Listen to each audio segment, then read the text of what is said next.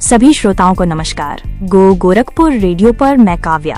सुबह के इस बुलेटिन में मैं लेकर आई हूँ शहर की, आपके आसपास की और आपके काम की सारी खबरें, ताकि आपकी सुबह की शुरुआत हो ताज़ा अपडेट्स के साथ। तो चलिए शुरू करते हैं आज का ये न्यूज बुलेटिन सुर्खियों के साथ। मुख्यमंत्री योगी आदित्यनाथ का गोरखपुर दौरा। आज गीता वाटिका में हनुमान प्रसाद पोद्दार की जयंती समारोह में होंगे शामिल। DTU गोरखपुर विश्वविद्यालय और TCS की पहल 3,500 से ज्यादा छात्र छात्राओं को मिलेगा रोजगारोन्मुख प्रशिक्षण। नदियों का जलस्तर बढ़ा। रोहिन और राप्ती नदियां जल्द ही खतरे के निशान को पार कर सकती हैं। शहर को मिली राष्ट्रीय स्तर के एक और प्रतियोगिता की मेजबानी। सैयद मोदी रेलवे स्टेडियम में आयोजित होगी CISCE की राष्ट्रीय बालिका थ्रो बॉल प्रतियोगिता। नेपाल बॉर्डर तक रेल सेवा शुरू होने की तैयारी। जल्द ही बहराइच के रास्ते नेपाल जाना होगा आसान। नीट छात्र दीपक की हत्या के मामले में इनामी तस्कर रहीम कुशीनगर में पुलिस से मुठभेड़ में गिरफ्तार। दोनों पैरों में लगी गोली। निजी बैंक खोलकर 1500 लोगों से 5 करोड़ की ठगी के मामले में आरोपी का पिता गिरफ्तार।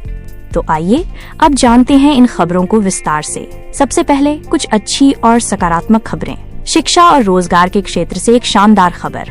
दीनदयाल उपाध्याय गोरखपुर विश्वविद्यालय ने टाटा कंसल्टेंसी सर्विसेज यानी TCS के साथ मिलकर एक नई पहल की है। इसके तहत कैंपस और 32 कॉलेजों के लगभग 3,500 छात्र छात्राओं को रोजगारोन्मुख प्रशिक्षण दिया जाएगा। TCS के युवा रोजगार कार्यक्रम के तहत होने वाले इस 104 घंटे के प्रशिक्षण में व्यावसायिक संवाद, तर्क क्षमता, सॉफ्ट स्किल्स और डिजिटल दक्षता जैसे विषयों पर विशेष ध्यान दिया जाएगा। खेल की दुनिया से दो बहुत ही अच्छी खबरें हैं।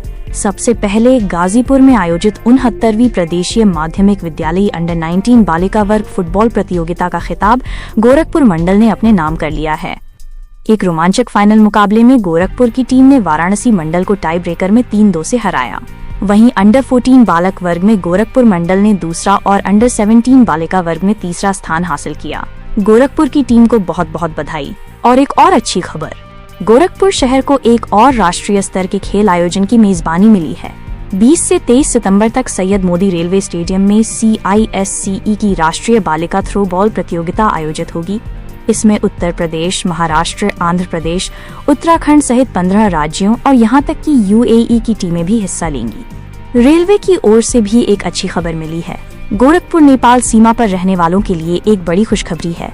जल्द ही बहराइच के रास्ते नेपाल जाना बहुत ही आसान हो जाएगा। रेलवे प्रशासन ने बहराइच से नानपारा होते हुए नेपालगंज रोड तक रेल ट्रैक के आमान परिवर्तन का काम पूरा कर लिया है। अब यहाँ 2 एक्सप्रेस और 2 पैसेंजर ट्रेन चलाने की तैयारी है। 18 और 19 सितंबर को रेल संरक्षा आयुक्त इस ट्रैक का निरीक्षण करेंगे और इसके बाद 130 किलोमीटर प्रति घंटे की रफ्तार से इंजन दौड़ाकर ट्रैक को परखा जाएगा।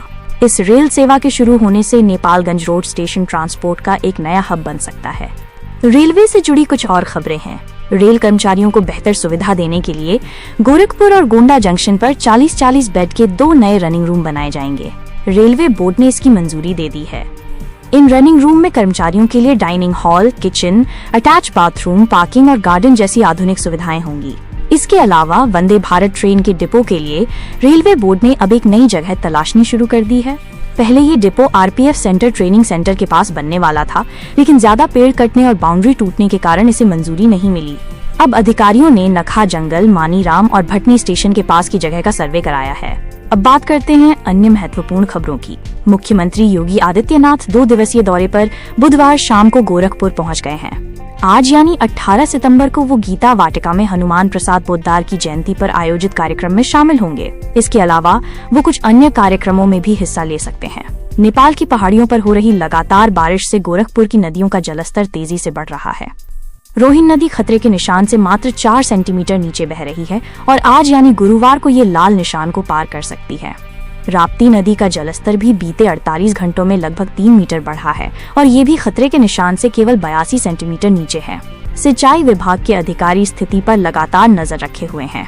और अब बात करते हैं शहर में हुई कुछ अपराध और अन्य घटनाओं की। सबसे पहले बात करते हैं नीट छात्र दीपक की हत्या के मामले की। पुलिस ने बुधवार को मुठभेड़ में मुख्य आरोपी पशु तस्कर को रहीम को गिरफ्तार कर लिया। कुशीनगर के रामकोला रोड पर हुए इस एनकाउंटर में पुलिस की गोली लगने से तस्कर रहीम घायल हो गया। उसे इलाज के लिए अस्पताल में भर्ती कराया गया है। इस ऑपरेशन में पुलिस ने उसके 2 अन्य साथियों को भी दबोच लिया है। वारदात के 2 अन्य तस्करों की तलाश अभी भी जारी है। अब दूसरी खबरों की ओर चलते हैं। शाहपुर थाना क्षेत्र में एक प्राइवेट बैंक खोलकर 1500 लोगों से लगभग 5 करोड़ रुपए की ठगी का मामला सामने आया है। पुलिस ने बैंक संचालक सुनील कुमार चौहान के पिता जगजीवन चौहान को गिरफ्तार कर लिया है। लोगों ने जगजीवन चौहान को जूते की माला पहनाकर पुलिस को सौंपा, जिसका वीडियो भी सोशल मीडिया पर वायरल हो रहा है। बिछिया मोहल्ले की कंचन यादव ने शिकायत दर्ज कराई थी कि 2016 में जगजीवन ने अपने घर पर एक प्राइवेट बैंक खोला था। बैंक संचालक रक्षाबंधन की छुट्टी का पोस्टर लगाकर 11 से 14 अगस्त तक बैंक बंद कर फरार हो गया था। पुलिस ने केस दर्ज कर जांच शुरू कर दी है। न्यायालय से एक बड़ी खबर है। एक गैर इरादतन हत्या के मामले में अपर सत्र न्यायाधीश ओमकार शुक्ला की अदालत ने 2 दोषियों को सजा सुनाई है। साल 2013 में हुए इस मामले में अशरफपुर की सुमित्रा देवी और गुलरिहा बाजार के श्रवण को 7 साल का कठोर कारावास और 5-5 हजार रुपए का अर्थदंड दिया गया है। अर्थदंड न देने पर 3 माह की अतिरिक्त सजा भी काटनी पड़ेगी। इन दोनों ने मिलकर फुलझारी देवी के बेटे महेंद्र को घर के बाहर सड़क पर सिर के बल पटक दिया था, जिससे उसकी मौके पर ही मौत हो गई थी। एक सड़क दुर्घटना की खबर है। गोरखपुर वाराणसी हाईवे पर गगहा यूको बैंक के पास एक ट्रक ने कार को पीछे से टक्कर मार दी।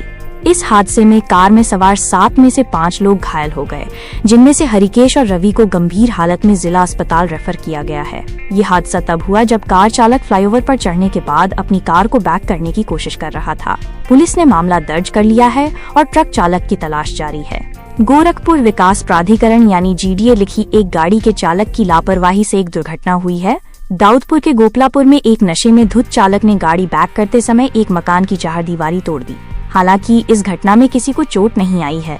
स्थानीय लोगों ने चालक को पकड़कर नगर निगम से कचरा प्रबंधन का काम देख रही निजी कंपनी के प्रोजेक्ट मैनेजर आलोक मिश्रा को इसकी जानकारी दी, जिन्होंने क्षतिग्रस्त दीवार बनवाने का आश्वासन दिया है। मोगलहा में हाईटेंशन तार की चपेट में आने से एक युवती की मौत के मामले में राप्ती नगर के SDO भानु प्रताप सिंह ने उप जिलाधिकारी को जांच रिपोर्ट सौंप दी है। उन्होंने गुलरिहा थाने में 2 संविदा कर्मचारियों और छात्रा की मां पर मिलीभगत करके अवैध रूप से निर्माण कराने का आरोप लगाया है। ये घटना 14 सितंबर को हुई थी। बिजली निगम की आंतरिक जांच में भी कई अन्य कर्मचारियों के घेरे में आने की आशंका जताई जा रही है। गोरखपुर बार एसोसिएशन ने बनारस में हुए पुलिस और अधिवक्ताओं के बीच संघर्ष को निंदनीय बताया है। एसोसिएशन के अध्यक्ष भानु प्रताप पांडे और मंत्री गिरिजेश मणि त्रिपाठी ने मुख्यमंत्री और उच्च न्यायालय के मुख्य न्यायाधीश से इस घटना की उच्च स्तरीय न्यायिक जांच की मांग की है। उन्होंने घायल अधिवक्ताओं को 5-5 लाख रुपए की सहायता राशि देने की भी मांग की है। इसी के साथ हमारा आज का न्यूज बुलेटिन समाप्त होता है। आशा है कि आपको ये जानकारी पसंद आई होगी। कल फिर मिलेंगे कुछ नई जानकारियों के साथ। तब तक के लिए मुझे दीजिए इजाजत। आपका दिन शुभ हो। नमस्कार।